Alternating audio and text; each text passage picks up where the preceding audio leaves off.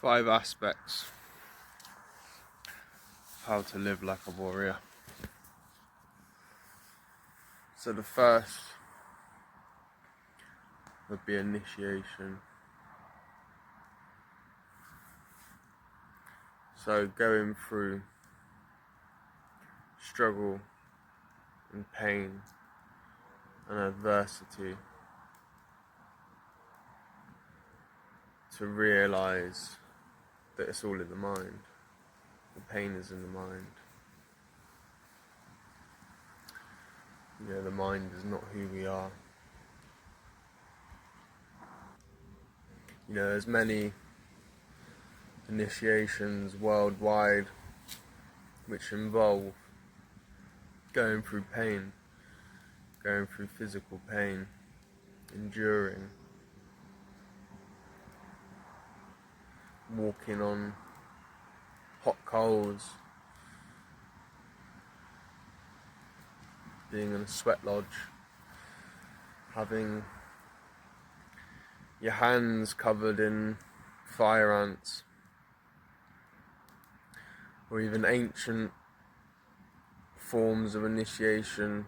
Send a young man out and he'd go fight a predatory animal, an animal that could kill him. He'd go and fight and conquer that animal. And he would overcome. He'd overcome that adversity and he would realise who he is. And realise that he's much more than this physical body.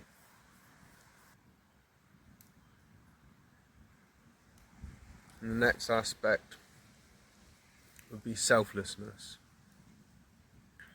Being able to sacrifice yourself for your family, your tribe,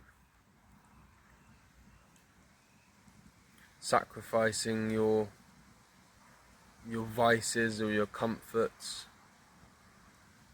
so you can show up for people, so you can be there for your loved ones, your friends. I've even heard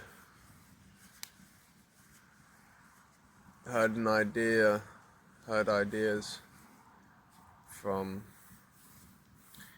Native American cultures of sacrificing yourself, even when you may be killed, to protect your loved ones, protect your family. So yeah, selflessness. So another aspect, self-actualized. So being able to think for yourself, being able to have your own thoughts and feelings, not just what you think people, not just what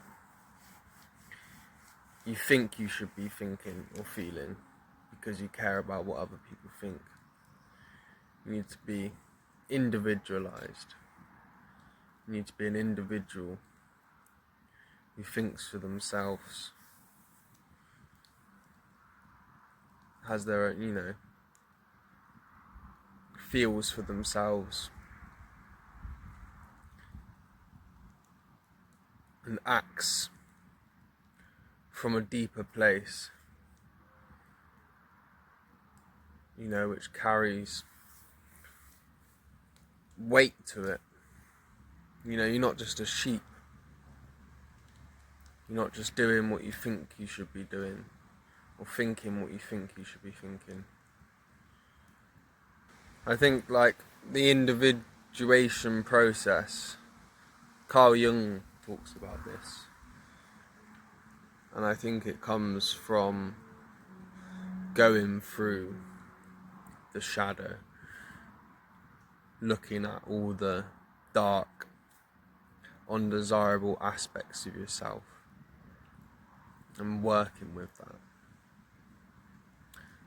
I think that brings about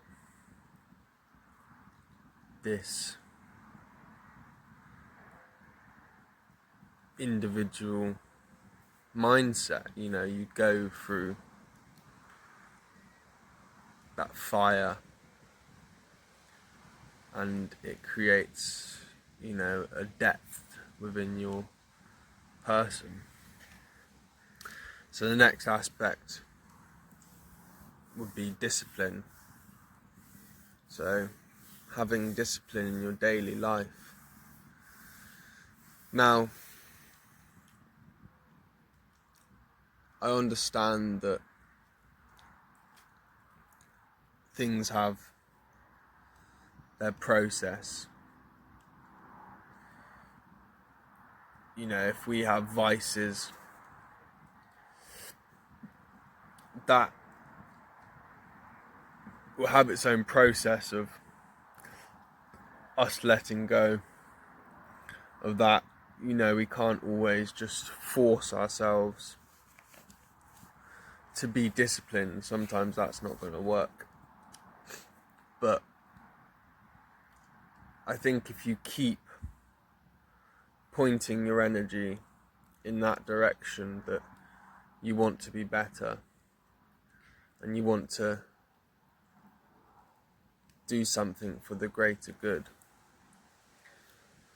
I think naturally you will move into that space, into that place of living a disciplined life.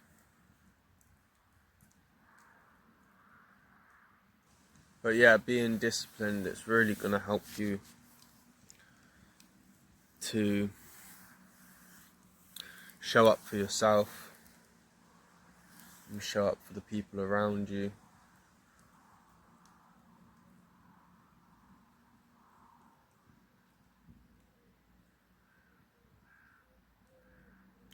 So the next aspect would be being in touch with our body, having that mind-body connection, and, you know, practicing movement and just practice being in touch with the body and in touch with your movement. And like, yeah, martial arts is a great thing, great practice, but you know, it's not totally necessary to feel a